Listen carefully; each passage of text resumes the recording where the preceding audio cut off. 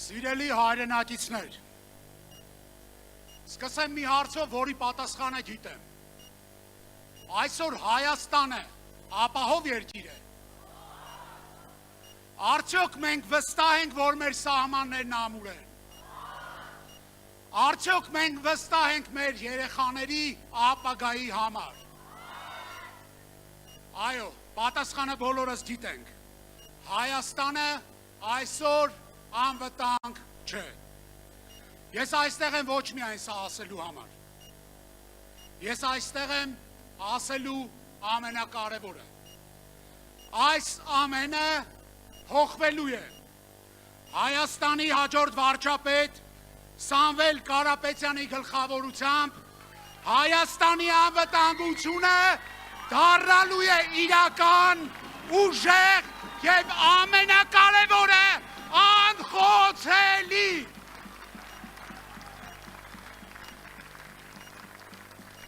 Սիրելի հայրենակիցներ, այս իշխանությունը խոստացավ մեզ խաղաղություն, բայց բերեց պատերազմներ, 3 պատերազմ, բերեց կորուստներ եւ մարդկային եւ տարածքային, բերեց անորոշություն։ Նրանք թուլացրել են Հայաստանը բոլոր իմաստներով, թուլացրել են սահմանը, թուլացրել են բանակը, թուլացրել են պետությունը։ Եվ հիմա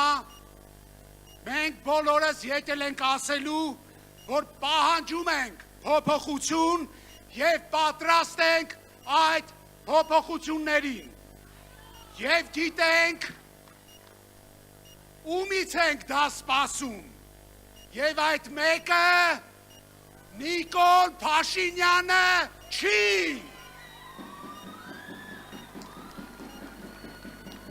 Մեզ բոլորիս ասում են, որ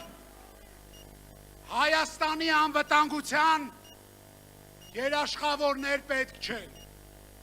Ավելին, ասում են, որ Հայաստանի անվտանգության երաշխավորը Ադրբեջանն է։ Ես ձեզ հարց եմ տալիս, կա ավելի մեծ վտանգ, քան սա։ Ամոթ, ամոթ, ամոթ։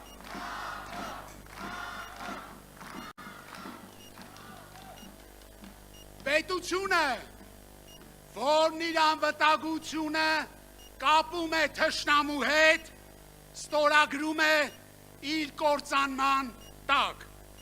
Սա ազգային անվտանգային ճգնաժամ է։ Մենք չենք կարող ապրել հույսով, մենք չենք կարող կառուցել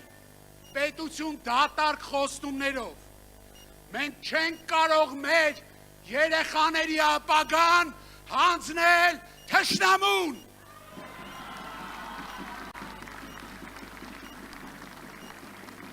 Սիրելի հայրենակիցներ, մենք պետք է կառուցենք, մենք պետք է ուժեղանանք, մենք պետք է պաշտպանենք Հայաստանի Հանրապետության հաջորդ վարչապետ Սամվել Կարապետյանի բերած փոփոխությունները անխուսափելի են։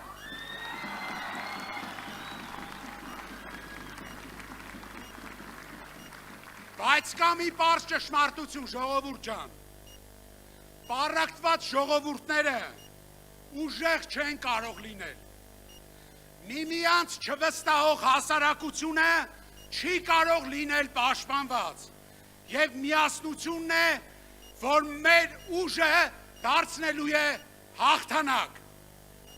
Հայաստանի անվտանգությունը դառնալու է թիվ 1 առաջնահերթությունը։ Ոչ թե խոսքով, այլ գործով։